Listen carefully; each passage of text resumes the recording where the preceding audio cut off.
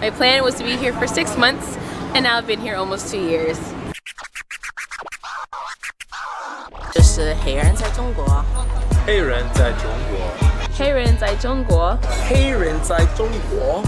黑人在中国。 Hey, what's up, everybody, and thank you for tuning in to this latest episode of Black in China. Today we have the distinct pleasure of having a small conversation with Miss Rachelle Akuffo, who's going to tell us in detail what she does. If you don't mind, for our viewers, Ms. Akuffo. Absolutely. So I'm a news anchor. I anchor the Global Business America show for CCTV, which is China Central Television, the state broadcaster for the Republic of China. That sounds very important, doesn't it? And it should. It definitely is. Well, I love it. It's definitely a unique position to be in. When you say unique, do you find it stressful at all? I really don't. I think one of the things that draws most of us into journalism is curiosity, and I feel like China is one of those countries that people are just very curious about. So I feel like I'm getting paid to learn. For me, so I don't. It doesn't feel stressful for me in that. That's a really cool way of looking at it. Getting paid to learn. All right, cool. So, I heard that you went to Howard. Is that true? This is correct. Ooh.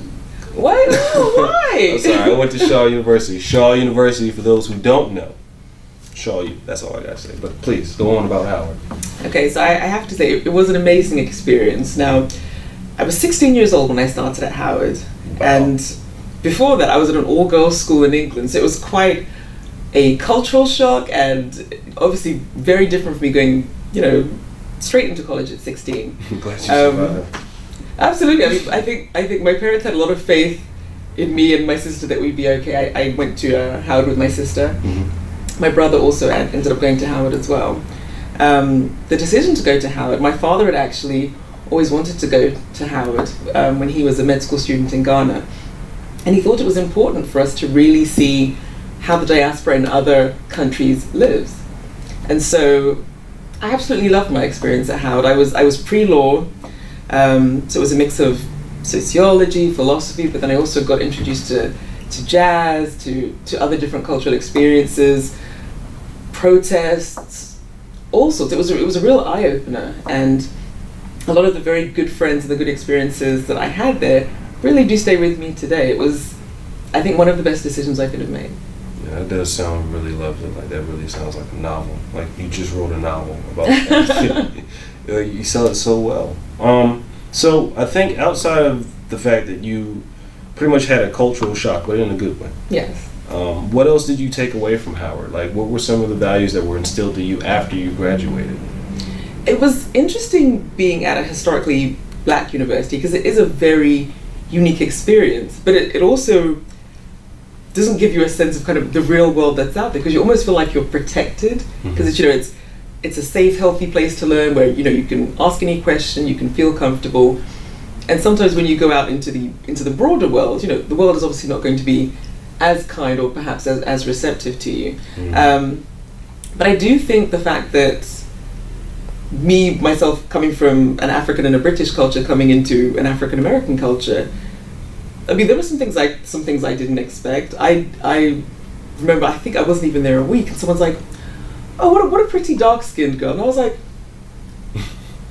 I'd never heard that phrase in my life. So I was like, and I remember asking my sister, I was like, "Are we dark? Like, this was news to us."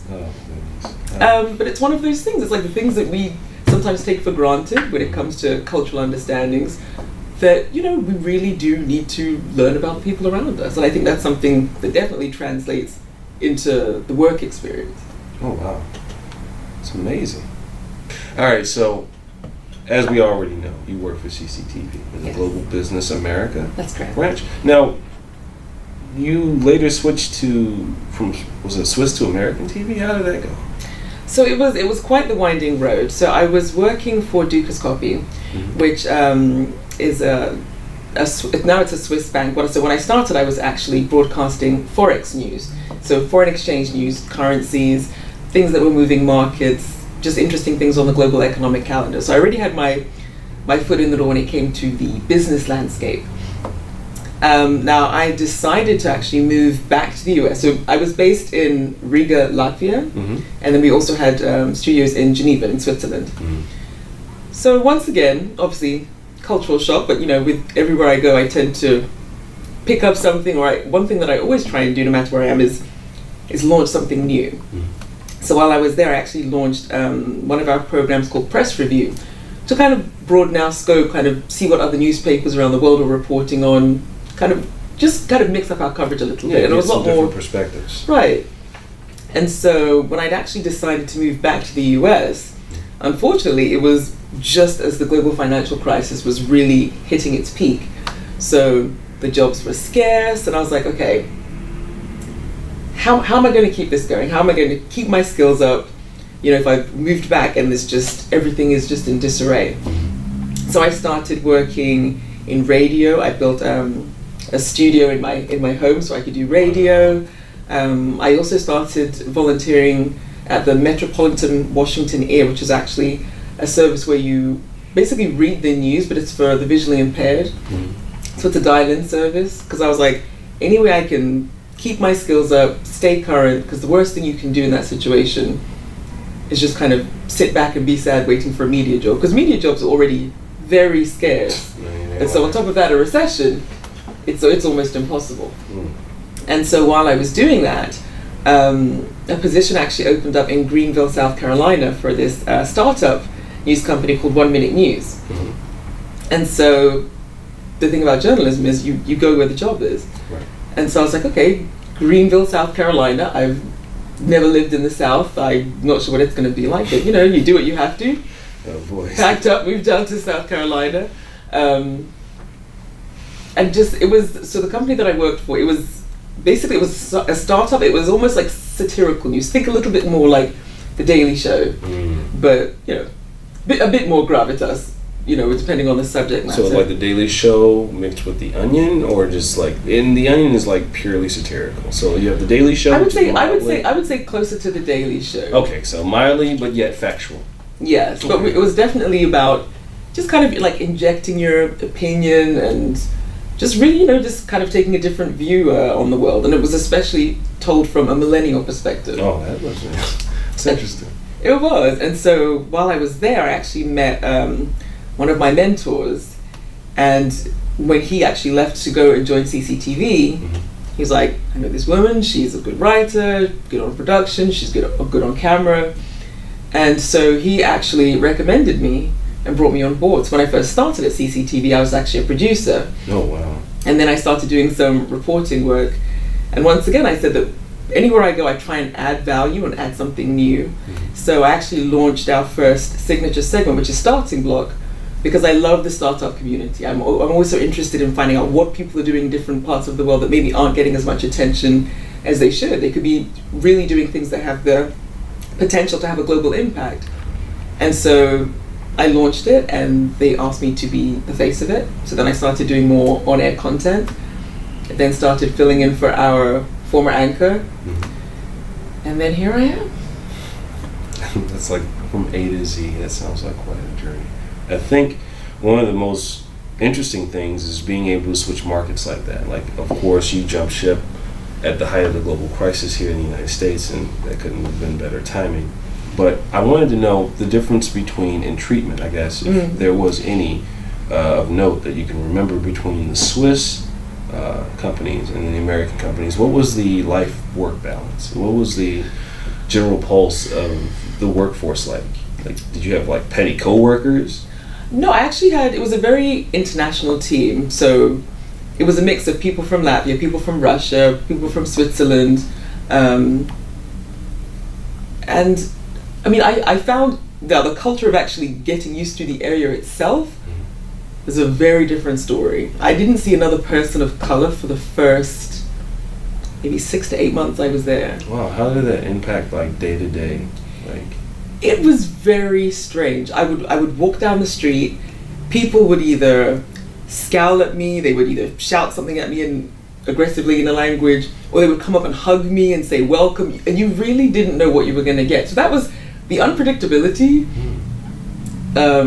It could be quite startling, and you really do stand out. If you're the only black person, like some people had literally never laid eyes on a black person. And you know what, with the way everything is as far as technology, it almost feels like it's hard to believe that, but then you go through these areas and you're like, man, that's crazy. Yeah, and and this is reality for some people, or you could tell that some of the things that they knew about black culture obviously had come through media or through television shows. I got called the N-word twice, which I'd never heard before. One by this guy who was just riding on his bike and he just yelled it at me. And one from this child, he couldn't have been more than 7 years old, but he actually meant it as like a nice greeting. Like he was like, "Oh, what's up, my N-word?" I was like, "Oh, yeah, no, that's actually not how we talk to each other." Oh boy. So that I didn't take as much to heart, because he genuinely didn't know, and I don't think he meant any disrespect by it, but it's one of those things, you never know what we're putting out there, like where it's being received, how it's being received. So it's definitely something that makes you very mindful. Yeah. I will say though that working at CCTV, obviously it's a much bigger team and very, very international. We literally have someone from anywhere and everywhere. Like I have my colleagues from Beijing, we have a lot of colleagues from London, the country of Georgia. It's a real mix, and it's one of those things, once again, it's a learning experience, just really kind of getting used to why we think the way we think, and have we been thinking a certain way for so long just because of the way we were raised, and have really not seen what it's like to have a global perspective and really figure out why other cultures think the way they think, whether it's deciding to use dialogue versus aggression. So obviously there are always going to be some tensions when you're trying to learn to understand each other, but I think they do a really good job at CCTV of trying to be just very inclusive and really kind of keeping that glue together. Man, that sounds really nice to hear, like especially in America, like companies like that sound like a fairy tale almost. So it was unexpected. You never know what's going to happen when you throw a lot of different people. And the company is CCTV America has grown quickly. CCTV, the main brand, has been around for several years, but CCTV America has been around for about 5 years. And so we just grew, we expanded. We're actually going to expand again starting next year. Oh, congratulations! Thank you. So it's definitely it's growing, and we're attracting really good talent. So we must be doing something right. Right. Okay, cool. All right, so more about your colleagues from Beijing. You've been to China before, obviously, right? No, I'm actually planning on going for the first time next year. Oh, wow. All right, that's the first time for everybody. It's going to be a blast, I'm sure. But have you done any stories specifically on the Chinese government? I mean, we are a state-run organization, so a lot of what we do is they always will have their meetings. They'll kind of lay out what their policies are, what their plans are for the country over the next, it's usually for every 5-year block. And so we kind of break it down, help people understand who the policies are supposed to help, how they help.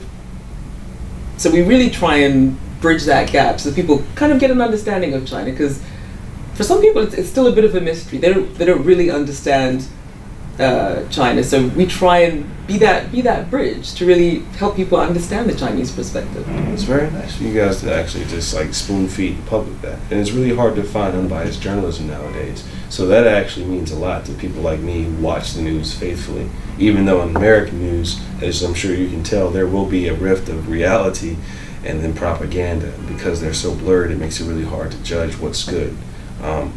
But getting back to the central argument, I would like to know, of the stories that you guys have done as far as the Chinese policies and their layouts, have you ever felt that there was something more to these stories? Like maybe you're dressing up incidentally? Are you making it too easy to digest?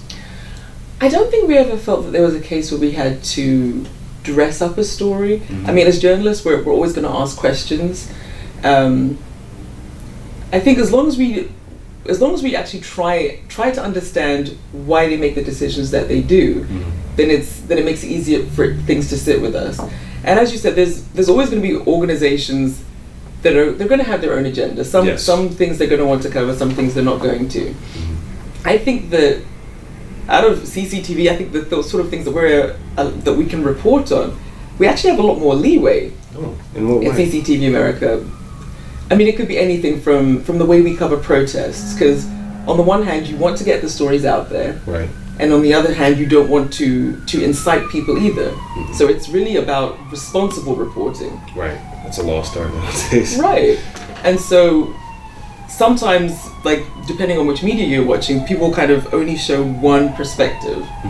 China is very big about kind of sitting back, stepping back, having that dialogue, and really making it more inclusive, and not just saying this is the way it's going to be and that's that, but like this is why. It's because we don't want to be so aggressive. We actually want to take our time, think about it, you know, kind of weigh the odds.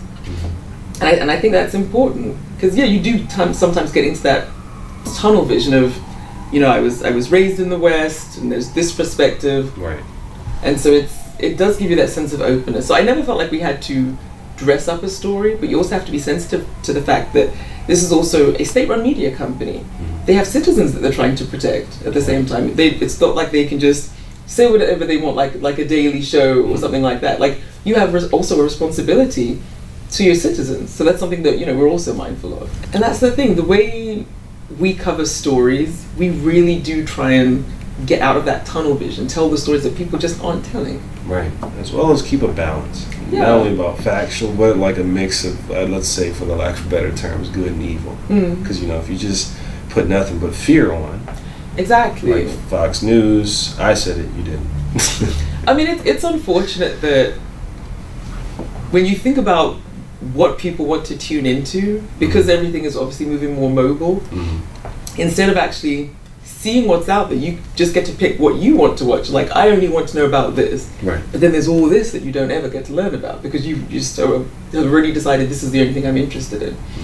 And so, yeah, some channels will literally have the same story on all day long, and you wouldn't think anything else was going on in the world. Yeah, you really wouldn't. And it's really refreshing to hear about a news network that's dedicated to just getting rid of that obscure view. Yeah. And unfortunately, a lot of people in the general public, whether it be American or international, are used to. But I'd like to just say thank you so much for just coming by, Ms. Rachelle Akuffo. Absolutely. This has been wonderful. And thank you all for joining us and just being able to sit down and have a conversation with us both.